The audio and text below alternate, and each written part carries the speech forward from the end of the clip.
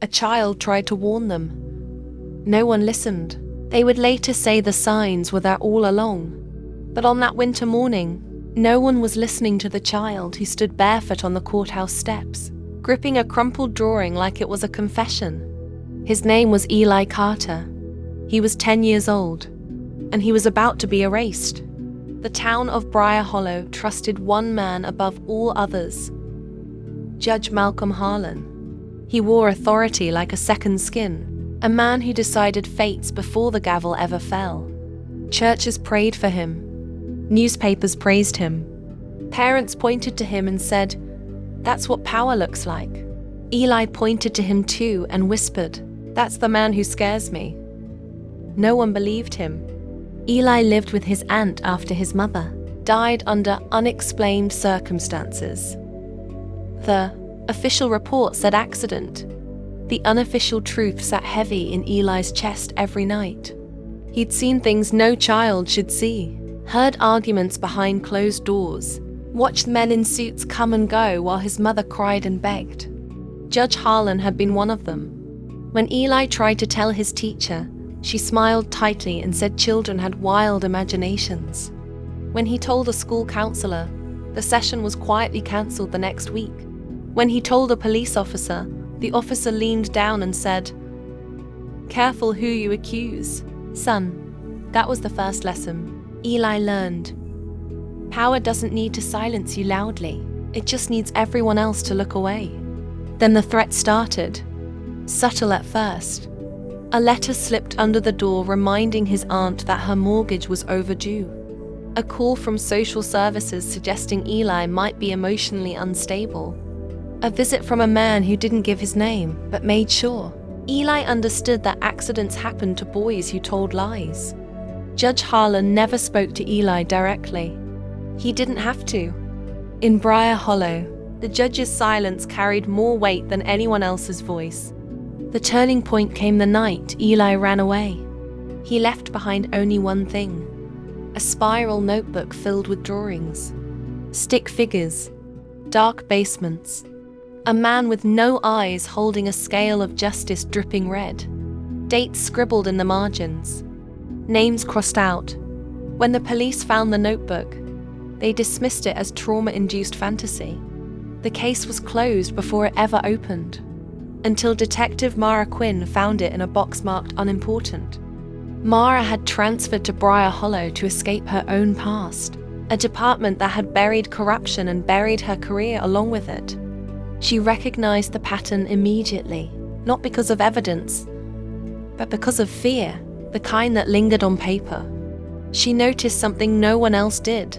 The dates in Eli's drawings matched sealed court cases, cases presided over by Judge Harlan, cases involving missing witnesses, recanted testimonies, and sudden deaths. Mara reopened the file quietly. Every door she knocked on closed. Every request she filed vanished. Her supervisor warned her to stop asking questions if she valued her badge. When she tried to subpoena records, the order was denied within minutes. Judge Harlan smiled at her in the hallway the next day. "Curiosity can be dangerous, Detective," he said softly. That night, Mara's apartment was broken into. Nothing stolen, just a message written in black marker on her bathroom mirror. Let it go. She didn't. Instead, she did what Eli had done. She documented everything. She tracked financial records tied to shell charities. She interviewed former defendants who spoke only after dark, voices shaking as they described coercion and favors traded for freedom. She found a retired court clerk who finally admitted that files had been altered on the judge's orders. The more she uncovered, the clearer it became. Eli hadn't been imagining monsters. He had been living among them. The power shift came when Mara leaked one document anonymously, a sealed affidavit tied to Eli's mother's death, into the hands of a journalist who owed the judge nothing. The story exploded. National media descended on Briar Hollow. Federal investigators arrived unannounced. Judge Harlan's allies disappeared overnight. His smile vanished. When he was arrested, he didn't protest. He didn't shout innocence. He simply adjusted his cuffs and said, "This will pass." But it didn't. In court, the notebook became evidence. Eli's drawings were re-examined by experts who saw what others had refused to see: patterns, trauma markers, testimony encoded in a child's only language. The judge was convicted on multiple counts of obstruction, coercion, and conspiracy. Mara looked up at the courthouse steps, now flooded with applause, and felt the weight of the truth settle in. Justice had been served, but innocence had paid the price. And as the silence returned, one final question lingered in the cold air. How many other children tried to warn them, and were never heard? The notebook didn't end with the drawing of Eli and his mother. There were 3 pages stuck together, edges darkened as if they'd been pressed against something wet. Mara hadn't noticed them at first. No one had. They were found weeks later, when an evidence clerk dropped the notebook and the pages peeled apart like a wound, reopening. What was written there changed everything. Names, not stick figures, not symbols. Real names, judges, prosecutors, donors, and one name circled so hard. The pen had torn through the paper. Malcolm Harlan wasn't the top. That was the moment Mara understood the real reason Eli had vanished. The boy hadn't just been a witness. He had been a liability. He had seen the machine behind the man, and the machine was still running. While the town celebrated Harlan's fall, quiet decisions were being made in rooms without windows. The federal task force scaled back. Charges against secondary players were pending review. Files were reclassified.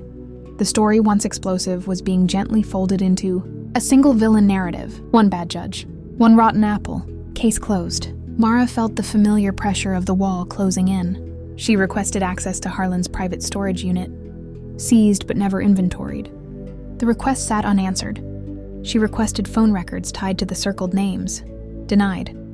She was told, politely, that she'd done her part and should step aside. Instead, she went to the storage unit herself. Inside were boxes labeled with years, not cases, ledgers wrapped in plastic, flash drives taped beneath shelves, and a child's backpack, faded blue with a broken zipper. Inside the backpack was a burner phone and a folded map with a route marked in red, leading north, ending at a place labeled only with initials, SP. Mara's hands shook. Eli hadn't run away randomly.